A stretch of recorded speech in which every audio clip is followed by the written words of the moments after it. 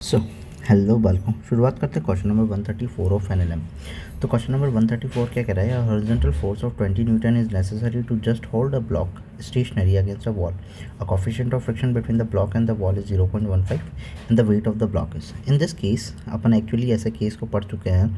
अगर मान लो हॉरिजॉन्टली कोई ब्लॉक है और फिर ऐसे है और यहाँ पे कोई सरफेस के ऊपर अपन कोई फोर्स लगा रहे हैं, मान लो कि 20 न्यूटन का फोर्स लगा रहा है वॉल के ऊपर, तो एक्चुअली में इस सरफेस के ऊपर अपन यहाँ पे फ्रिक्शन फोर्स होगा जो कि कैलकुलेट करना चाहेंगे।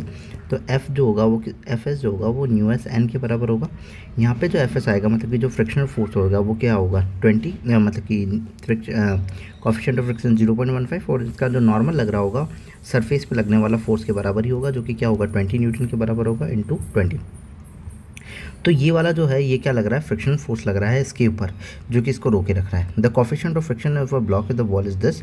The horizontal force 20 is just necessary, मतलब कि यही ब्लॉक जो होगा इसके ऊपर मूव कौन कराना चाह रहा है? इस ब्लॉक को मूव कराना चाह रहा है डाउनवर्ड डायरेक्शन में। कौन? एम जी।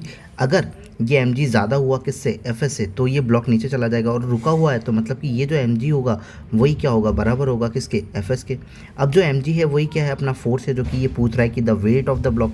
वेट ही क्या होता है? एम जी के बराबर होता है। तो अपन यहाँ पे नॉर्मली लिख देते हैं कि जो वेट होगा वो एफ एस के बराबर ही होगा, और एफ एस जो है 0.15 इंटू में कितना है 20, तो पॉइंट हटाने पे 2 जीरो, 1 जीरो से 1 जीरो कैंसिल हो, तो ये 30/10 हो जाएगा। तो आंसर आएगा 3, तो 3 न्यूटन। तो option number is second. So if you like then subscribe. Thank you.